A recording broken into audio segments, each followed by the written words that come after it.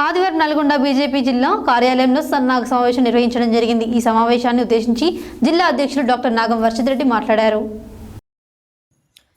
ఆదివారం నల్గొండ బీజేపీ జిల్లా కార్యాలయంలో సన్నాహక సమావేశం నిర్వహించడం జరిగింది. ఈ సమావేశాన్ని ఉద్దేశించి జిల్లా అధ్యక్షులు డాక్టర్ నాగం వర్షిత్ మాట్లాడుతూ రేపు సోమవారం రోజున పార్లమెంట్ అభ్యర్థి శానంపూడి సైదిరెడ్డి నామినేషన్ దాఖలు చేస్తున్నారని, భారీ ర్యాలీతో 30,000 మంది కార్యకర్త నాయకులతో పెద్ద ఎత్తున నల్గొండ నగరం మొత్తం ర్యాలీతో రోడ్ షో నిర్వహించుకుంటూ నామినేషన్ దాఖలు చేస్తున్నారని తెలిపారు. ఈ కార్యక్రమంలో ముఖ్య అతిథులుగా కేంద్ర మంత్రివర్యులు కిరణ్ రిజిజు, కామారెడ్డి ఎమ్మెల్యే వెంకటరమణారెడ్డి విచ్చేస్తున్నారని తెలిపారు. ఈ నామినేషన్ కార్యక్రమాన్ని విజయవంతం చేయాలని బీజేపీ నాయకులకు, కార్యకర్తలకు, శ్రేయోభిలాషులకు, హిందూ బంధువులు పాల్గొని విజయవంతం చేయాలని పిలుపునిచ్చారు. పార్లమెంట్ అభ్యర్థి శానంపూడి సైదిరెడ్డి మాట్లాడుతూ, నల్గొండ గడ్డ మీద ఆశయ జెండా ఎగరవేయడం ఖాయం.